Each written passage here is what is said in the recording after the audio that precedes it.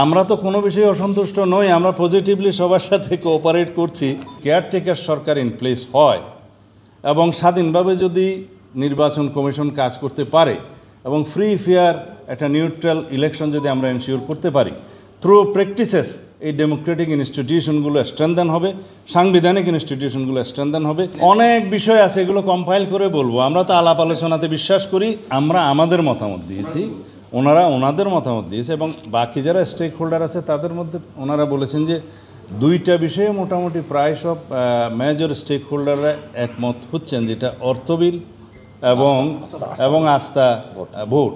এই দুইটা বিষয়ে বাদে বাকিগুলোর ক্ষেত্রে তারা একমত। বাট আমরা বলেছি যে আমরা চারটা বিষয়ে প্রস্তাব করেছি, যে অর্থ বিল এবং আস্থা ভোট এবং সংবিধান সংশোধনী আর রাষ্ট্রীয় নিরাপত্তা, এই বিষয় সংশ্লিষ্ট বাদে বাকি সব বিষয়ে সংসদ সদস্যরা স্বাধীনভাবে ভোট এবং মতামত সব কিছু দিতে পারবেন। তো সেটা শেষ পর্যন্ত ঐক্যমতে কতটুকু পৌঁছায় সেটা আরও একটু। যেগুলো প্রস্তাব এসছে তা হচ্ছে যে বিভিন্ন রাষ্ট্রীয় সাংবিধানিক পদে পদায়নের ক্ষেত্রে এবং বিচার বিভাগে চিফ জাস্টিস সহ অন্যান্য বিচারপতিদের পদায়নের ক্ষেত্রে আরও আমরা রাষ্ট্রপতিকে কোন কোন বিষয়ে ঐক্যমতের ভিত্তিতে ক্ষমতায়িত করতে চাই, সেই বিষয়গুলো আলোচনার মাধ্যমে ঠিক হলে তখন সেটা লেজিসলেশন করে পার্লামেন্টে সেটা করা যাবে।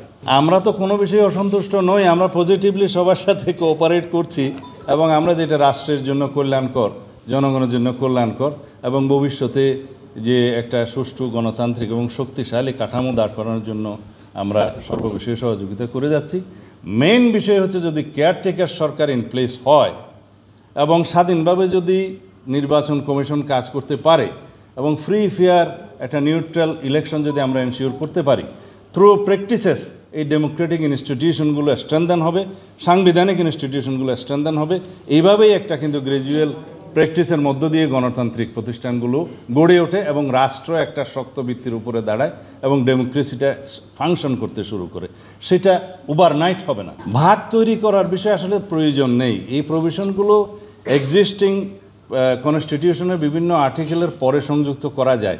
আমি একটা জিনিস এখানে বলি, আমাদের সংবিধানের এই যাত্রাটা শুরু হয়েছে 72 থেকে, তো আজ পর্যন্ত এটা জুডিশিয়ারিতে যেভাবে এগুলো এক্সারসাইজ হয়েছে, বিভিন্ন বার্ডিক্টে যেভাবে এসছে, সেই বার্ডিক্টে বিভিন্ন আর্টিকেলের কথা উল্লেখ থাকে এবং সাইট করা থাকে। সেই বিষয়গুলো যখন আরেকটা মামলার ক্ষেত্রে প্রেসিডেন্ট হিসেবে ফলোড করা হয়, জুডিশিয়ারি যে কোনো বার্ডিক্ট আপনারা জানেন যে আর্টিকেল 111 অনুচ্ছেদ অনুসারে সুপ্রিম কোর্টের অ্যাপেলেট ডিভিশনের বার্ডিক্ট এটা binding to the high court division and the lower judiciary এবং হাইকোর্ট ডিভিশনের বার্ডিক্ট to the subordinate judiciary binding হয়।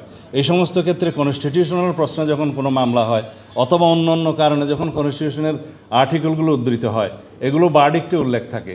সুতরাং কন্টিনিউটি অফ দি আর্টিকেলস এবং কনস্টিটিউশনের chapter it is very important. সেই জন্য কোনো নিউ চ্যাপ্টার সংযোজিত হলে এখানে যদি আর্টিকেলগুলো এলোমেলো হয়, ফর ফিউচার রেফারেন্সের জন্য ইন এনি আদার বার্টিক্ট এবং ন্যাশনাল প্র্যাকটিসের মধ্যে একটু ব্যত্যয় ঘটতে পারে। সেই জন্যে আমরা এই কথাগুলো বলেছি। অনেক বিষয় আছে, এগুলো কম্পাইল করে বলবো। আমরা তো আলাপ আলোচনাতে বিশ্বাস করি এবং আলাপ আলোচনার মাধ্যমে যেটা গ্রহণযোগ্য, আমাদের যুক্তিগুলো ওনারা নিচ্ছেন, ওনাদের যুক্তিগুলো আমরা নিচ্ছি, তারপরে আমরা একটা জায়গায় আসতে পারি। একনল হ্যান্ড ওয়াশ 100% প্যারাবেন ফ্রি, তাই নিরাপদ হাতের জন্য আস্থা রাখুন একনলে।